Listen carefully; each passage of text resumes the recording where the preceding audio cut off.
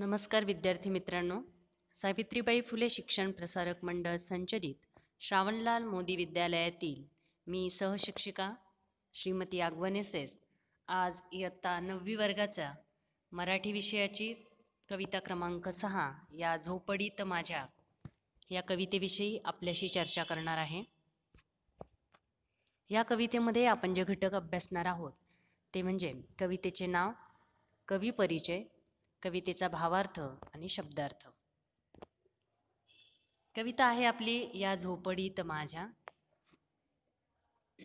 कवी परिचय आपण बघूया. कवी आहे राष्ट्रसंत श्री तुकडोजी महाराज. त्यांचं खरं नाव माणिक बंडोजी ठाकूर असं आहे. 1909 ते 1968 असा त्यांचा कालावधी आहे.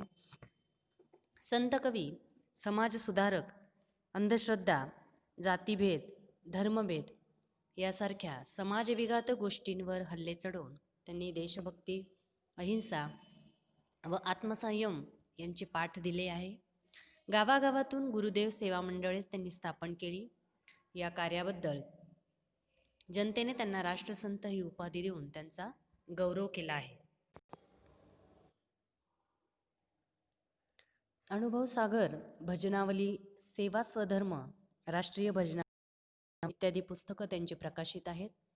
शिक्षण, भेदाभेद व अस्पृश्यता निर्मूलन, अंधश्रद्धा निर्मूलन, स्वच्छता, सर्व धर्म समभाव याविषयी कळकळीचं आवाहन करणारा व अज्ञानी जनतेला वात्सल्ययुक्त भूमिकेतून लोकशिक्षण देणारा त्यांचा ग्रामगीता हा ग्रंथ सर्वत्र आदराने वाचला जातो. सुख आणि आर्थिक सुबत्ता यांचा काही संबंध नसतो, कारण सुखदुःख या मानवी मनाच्या भावभावना आहेत. लहानशा झोपडीतही शांती सुखाचा अनुभव व आनंद सदैव कसा मिळतो याचं वर्णन प्रस्तुत कवितेमध्ये कवीने केले आहे. आता मी कविता म्हणणार आहे. राजास जी महाली सौख्ये कधी मिळाली, ती सर्व प्राप्त झाली या झोपडीत माझ्या.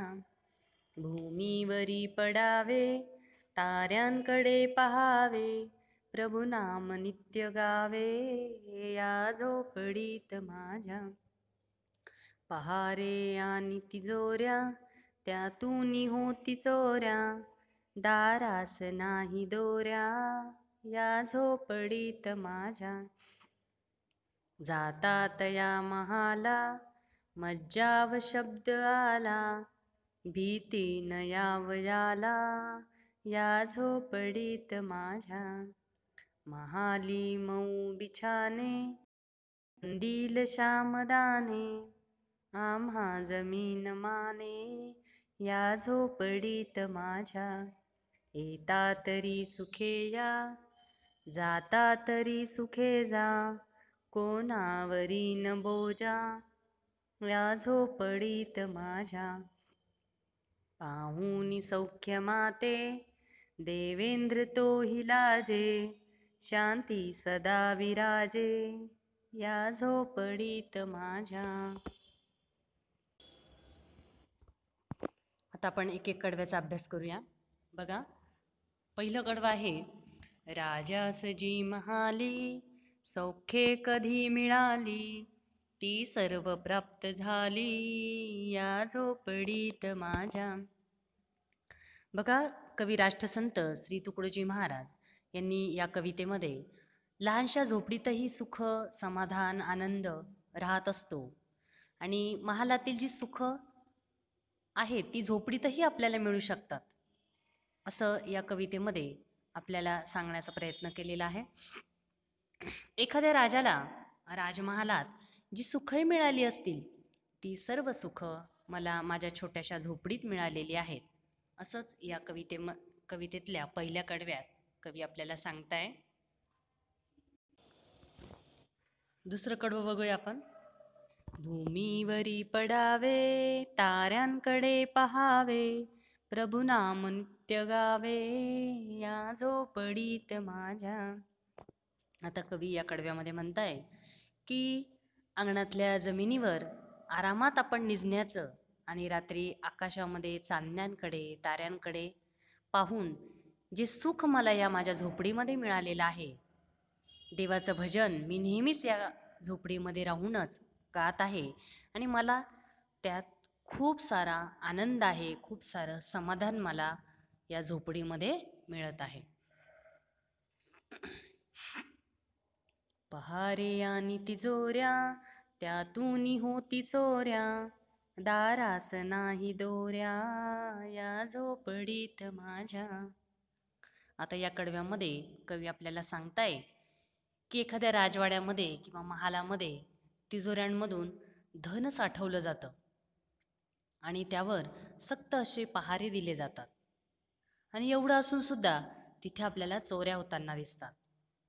मात्र माझ्या झोपडीच्या दारांना दरवाजेही नाहीत, म्हणजे माझ्या झोपडीला दरवाजे देखील नाहीत, ती कायम उघडीच असतात आणि दरवाजा नसल्याने त्याला कडी देखील नाही आणि म्हणूनच माझ्या झोपडीला चोरांचं भय देखील नाही.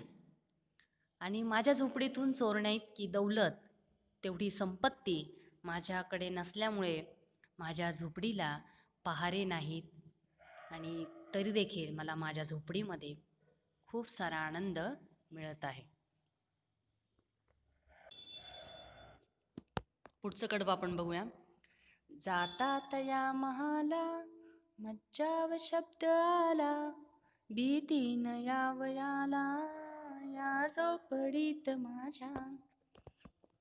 बघा, एखाद्या राजवाड्यात एखाद्या महालात जर आपल्याला जायचं असेल तर आपल्याला परवानगीशिवाय तिथे जाता येत नाही.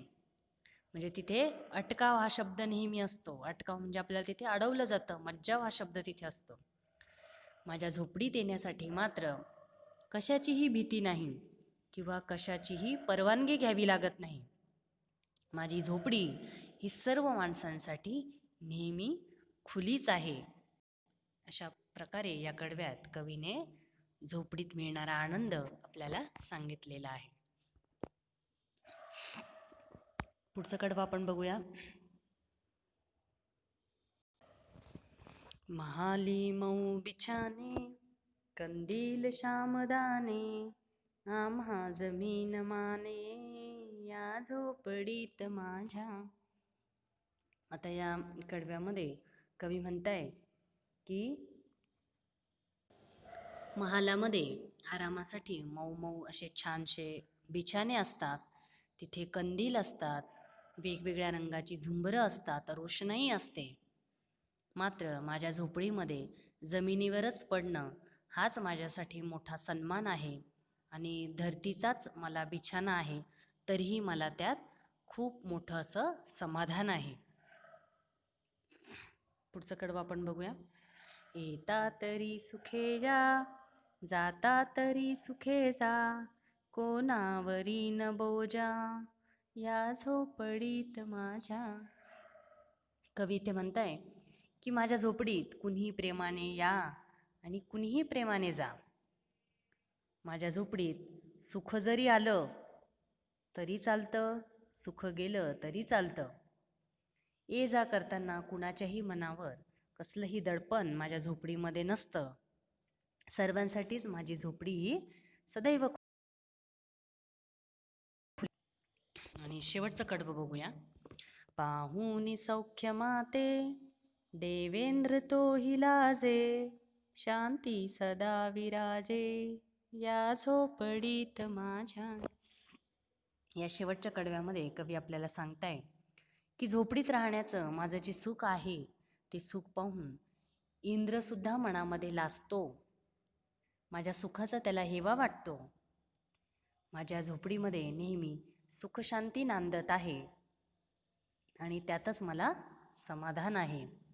अशा पद्धतीने राष्ट्रसंत श्री तुकडोजी महाराज यांनी झोपडीतलं सुख, शांती आणि आनंद याचं सुंदर असं वर्णन या कवितेमध्ये आपल्यासमोर मांडलेलं आहे. आणि या झोपडीतल्या वैभवाचं वर्णन साध्या शब्दामध्ये त्यांनी आपल्यासमोर ठेवलेलं आहे.